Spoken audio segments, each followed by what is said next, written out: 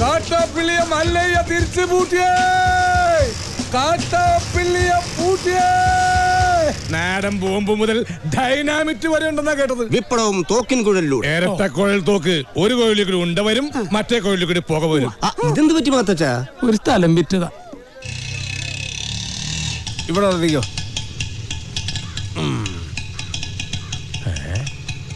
ഇതെന്താ പാമ്പും കോണിയോ?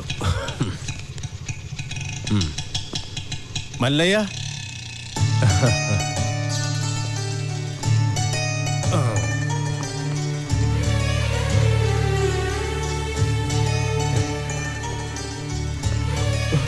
നന്ദിയുണ്ട്, ഒരുപാട് നന്ദിയുണ്ട്.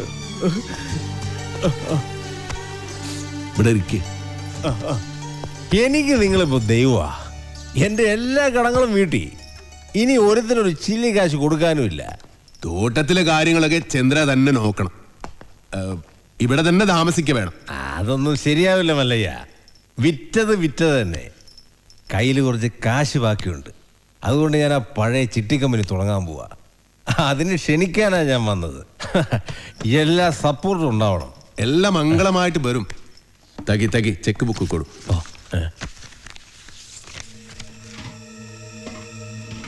പുതിയ കമ്പനിയിൽ ആദ്യ ഡെപ്പോസിറ്റ് നൻബാഗ 10 ലക്ഷം രൂപ.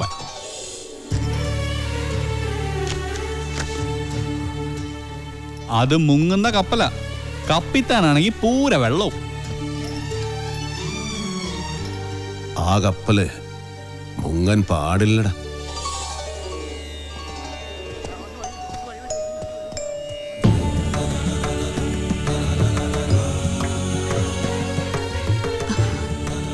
എന്റെ മോന്റെ ജീവിതത്തിൽ ഒരു വെളിച്ചം വന്നത് മല്ലയ്യ വന്നതിന് ശേഷം.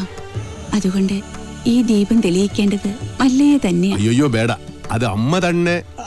എങ്കിൽ രണ്ടുപേരും കൂടി അതങ്ങ് നടത്ത്.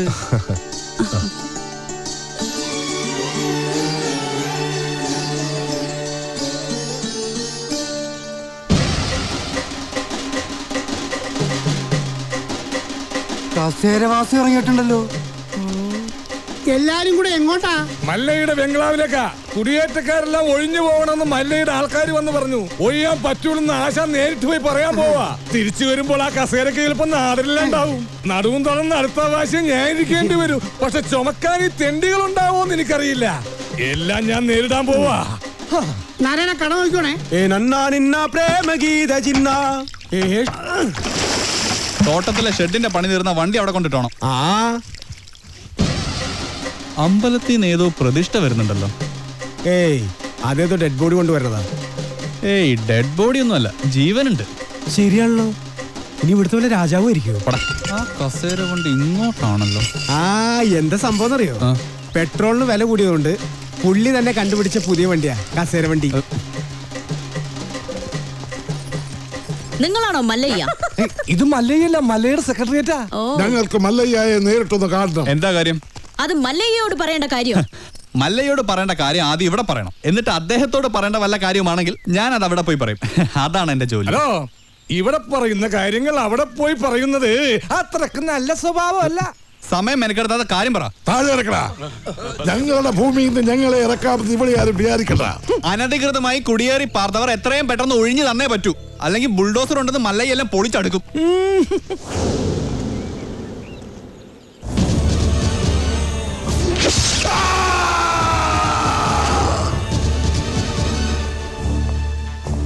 കാട്ടാപ്പിള്ളിയെ തോൽപ്പിച്ച് തോട്ടവും ബംഗ്ലാവും വാങ്ങിയപ്പോ ഒരു രക്ഷകനെത്തിയെന്ന നാട്ടുകാർ വിചാരിച്ചേ.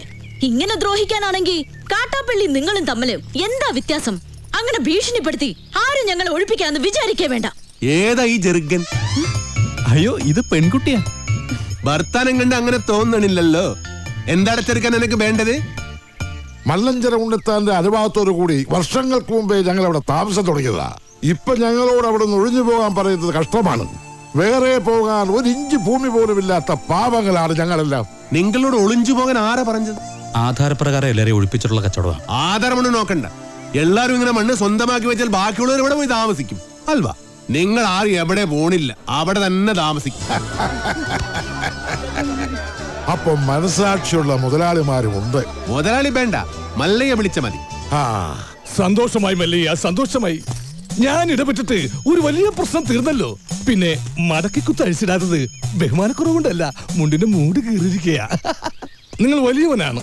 ഞാൻ വന്നപ്പോൾ മുതൽ ശ്രദ്ധിക്കുന്നു ആ ചങ്കൂറ്റം, പിന്നെ ആ അഹങ്കാരം, സംസാരിക്കുമ്പോഴുള്ള അക്ഷരസ്ഫുടത എല്ലാം എനിക്കിഷ്ടമായി. ഇന്നു മുതൽ ഈ അധ്വാനിക്കുന്ന തൊഴിലാളി വർഗവും അധ്വാനിക്കാത്ത ഈ ഗോപാലനും നിങ്ങളുടെ പിന്നാലെ ഉണ്ടാകും. നിങ്ങൾ മല്ലയല്ല, മുത്താണ്, മുത്തയ്യ. വിളിക്കണ മല്ലയാക്കി ജയ്, മല്ലയാക്കി. മുത്തേ മുത്തേ കന്നഡ മുത്തേ, കന്നഡ വെച്ചൊരു കന്നഡ മുത്തേ, കാക്കാം കീക്കാം മല്ലയ്യ,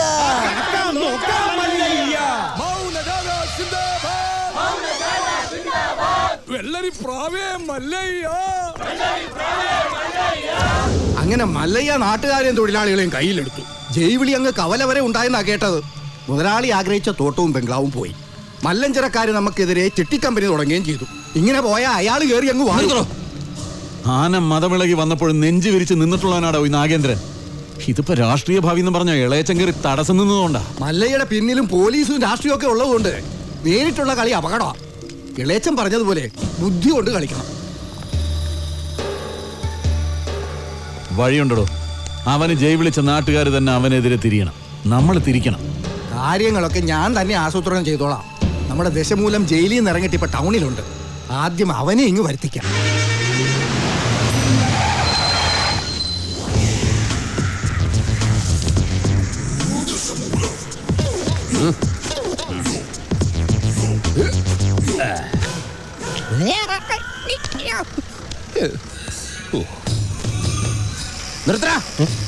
റോഡിലൂടെയാണാടാ സൈക്കിൾ ഓടിക്കുന്നേ. ഒരു കൊലക്കേസ് കഴിഞ്ഞ് ഇറങ്ങിയുള്ളൂ, വെറുതെ തന്നെ വീണ്ടും ജയിലിൽ കയറ്റിക്കരുത്. ചേട്ടാ, ഇന്നത്തെ കേരള അതെന്താ നാളെ കേരളം ഇല്ലേ? ശിക്ഷയുടെ കാലാവധി തീർന്നോ ദാമു? തീർന്നു. പക്ഷെ ഒരുത്തനെ തട്ടിയിട്ട് ഉടനെ തന്നെ തിരിച്ചു പോണം. 2 ഔൺസ് ദശമൂലം. അരിഷ്ടം കഴിക്കുന്നുണ്ട്. അപ്പൊ തല്ലു നടത്താൻ പോവുകയാ. ആരാ കക്ഷി? കൊലക്കേസിൽ എനിക്കെതിരെ സാക്ഷി പറഞ്ഞ സുരേഷ് ഇല്ലേ, അവനെ തന്നെ. കൊലക്കേസോ? വാ, വാഴത്തോട്ടത്തിൽ നിന്ന് കൊലവെട്ടിയ കേസില്ലേ, ആ നായിന്റെ മോനല്ലേ എനിക്കെതിരെ പോലീസിന് മൊഴി കൊടുത്തത്. അവന്റെ കണക്ക് തീർത്തിട്ട് തന്നെ ബാക്കി കാര്യം. അരിഷ്ടം കുടിച്ച വകയിൽ ഇവിടെ കുറച്ച് കണക്ക് ബാക്കി. എന്തോ എങ്ങനെ? ഇനി കുറച്ച് ധന്വന്തരി കുഴമ്പെടുത്ത് വെച്ചോ. ആടി കഴിഞ്ഞ് തിരിച്ചു വരുമ്പോ എനിക്കൊന്ന് പുരട്ടാനാ. ബുദ്ധിജീവിടാ, കണാപ്പാടാ. എടാ, ഇന്നെങ്കിലും പോയി അടിച്ചനച്ച് കുളിച്ചിട്ട് വേണമെങ്കിൽ അവന്റെ ബോഡിക്ക് റീത്ത് വെക്കാൻ പാടാ. എല്ലാത്തിനും കാണിച്ചു തരാം. ഇങ്ങനെ പേടിക്കലടാ ആണുങ്ങളെ വില കളയാനായിട്ട്. എടാ തെണ്ടി സുരേഷ്, നീ എനിക്കെതിരെ സാക്ഷി പറയുമല്ലടാ. ധൈര്യം ഉണ്ടെങ്കിൽ ഇറങ്ങി വാടാ, ഇല്ലെങ്കിൽ ഞാൻ അങ്ങോട്ട് വരാടാ. ഇന്ന് നിന്റെ അവസാനമാടാ. എന്താ സംഭവം? ദശമൂലം ആ സുരേഷിനകത്തിട്ട് തല്ലി ചതക്കുക. സുരേഷ് കഴിഞ്ഞ ദിവസം വീട് മാറിപ്പോയില്ലേ? ഇപ്പൊ ഇവിടെ പുതിയ CI അല്ലേ താമസിക്കുന്ന? സർക്കിളാ. ഞങ്ങള് പഴയ ഫ്രണ്ട്സാ. ഉറക്കം വന്നോണ്ട് തോളിലിട്ടതാ. 2 ഓലക്കീറോ വെള്ള തുണി എടുത്തോളൂ എന്നെ മൂടാൻ. തൂക്കിയെടുത്ത് വണ്ടിയിലോട്ട് ഇടോ. ഇനിയും തല്ലാൻ കൊണ്ടുപോകുന്നെങ്കിൽ ഒറ്റ അടിക്കാൻ തീർത്തേക്കണം. ഇല്ലെങ്കിൽ എല്ലാരും കൂടെ എടുത്തിട്ട് ഇടിച്ച് എനിക്ക് ഇങ്ങനെ നടന്ന് നിറയിക്കാൻ വയ്യ.